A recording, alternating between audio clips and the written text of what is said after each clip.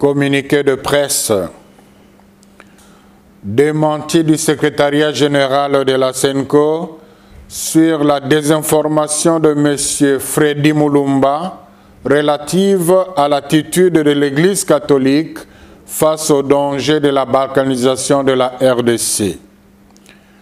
Le secrétariat général de la SENCO a suivi avec indignation les propos du journaliste Freddy Mulumba, analyste politique et ancien DG de la RTNC, dans son interview à Africa Flash, ce jeudi 14 novembre 2024, publié dans YouTube, accusant l'Église catholique de jouer le jeu des étrangers qu'il appelle à d'autres occasions les impérialistes, en demeurant silencieuse face à la menace de la balkanisation de notre pays.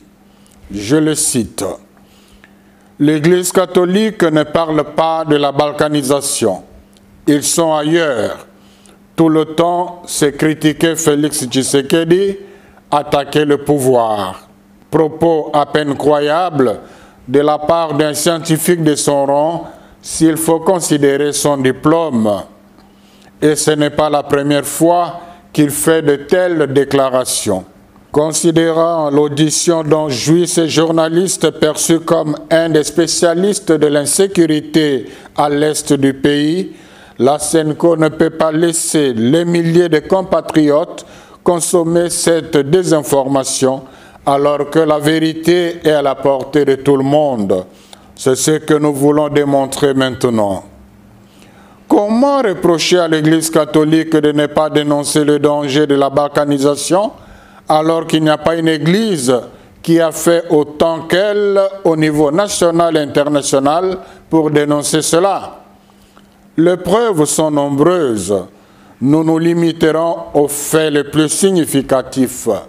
Tenez, tout Congolais qui a plus de 25 ans ayant une bonne mémoire se souviendra que le 1er août 2012, la SENCO a organisé une marche contre la balkanisation de notre pays. Dans toutes les provinces, beaucoup de compatriotes non catholiques nous ont rejoints dans cette manifestation.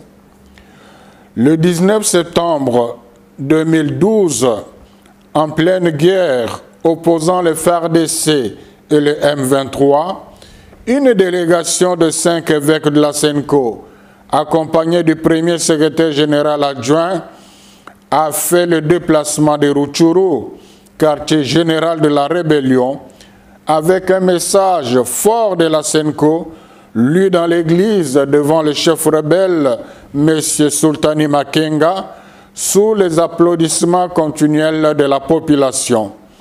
Message dénonçant les velléités de la balkanisation et invitant les rebelles au dialogue avec le pouvoir.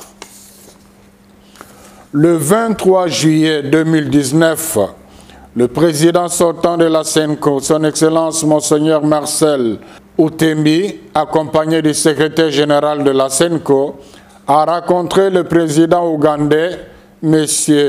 Yoweri Museveni, en présence du président de la conférence épiscopale ougandaise, entre autres pour l'interpeller sur la présence et les exactions des ADF NALU dans notre pays. Le 11 août 2022, à l'issue d'une visite à l'est de notre pays, le cardinal Fridolin Ambongo a lancé un appel pressant à la conscience nationale face à la tentative de la balkanisation de notre pays en ces termes. Le risque de la balkanisation que nous avons dénoncé devient de plus en plus une réalité.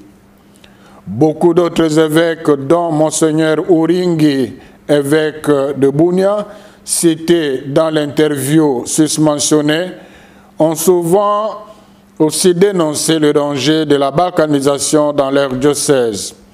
Malheureusement, en citant ces derniers, M. Freddy Mulumba fait croire que c'est un cas isolé qui n'est pas suivi par l'Église catholique.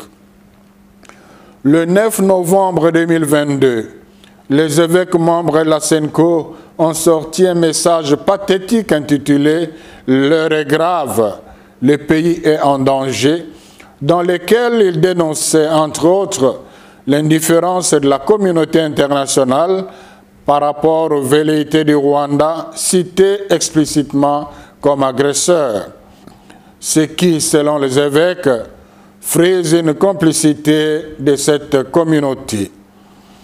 Le 4 décembre 2022, la SENCO a organisé pour la deuxième fois au niveau national une marche pour dénoncer la guerre à l'Est et dire non à la balkanisation. On retrouve la même dénonciation dans plusieurs autres messages de la SENCO dont notre brave journaliste ne se souvient malheureusement pas. Dans plusieurs messages de la SENCO, les évêques ont conseillé au gouvernement l'organisation des concertations nationales dans l'unique but de renforcer la cohésion sociale et de créer une forte dynamique nationale au-delà des sensibilités politiques pour faire face ensemble aux défis sécuritaires. Appel qui n'a jamais été entendu. Au niveau international, la SENCO a organisé plusieurs missions de plaidoyer, entre autres au niveau de l'Union européenne et des États-Unis, parfois avec le concours du gouvernement, parfois accompagné de l'ECC, pour dénoncer l'agression rwandaise et les dangers de la balkanisation. Le secrétariat général de la SENCO espère qu'avec ces informations vérifiables, M. Freddy Mulumba et tous ceux qui penseraient comme lui, s'ils sont de bonne foi, reconnaîtront qu'ils se sont trompés dans leur jugement. La SENCO joue un rôle d'avant-plan dans la dénonciation du danger de la balkanisation de notre pays. Aussi, ce n'est pas juste d'attribuer à la SENCO la vocation d'attaquer le pouvoir, oubliant tout ce que l'Église catholique fait pour améliorer les conditions de vie des Congolais et sa contribution à l'édification de la paix. L'Église catholique a toujours été et sera du côté du peuple. Elle ne se taira jamais tant que le peuple congolais ne vivra pas dignement. Que par l'intercession de la Vierge Marie, Notre-Dame du Congo, Dieu bénisse la RDC, ses dirigeants et son peuple. Je vous remercie.